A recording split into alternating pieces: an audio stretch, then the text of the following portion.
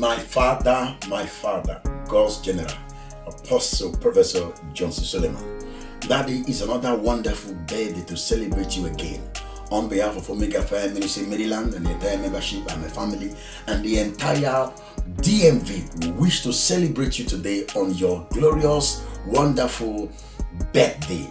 Daddy, we want to thank you for your great impact you have made and you are making all over the globe, and the impact you have made in our life.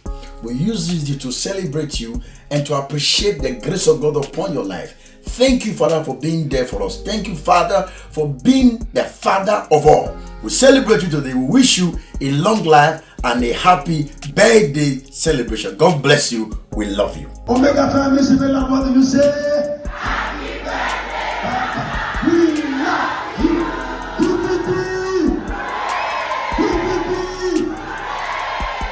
God bless you. We celebrate you. Happy birthday, Apostle Professor Johnson Suleman.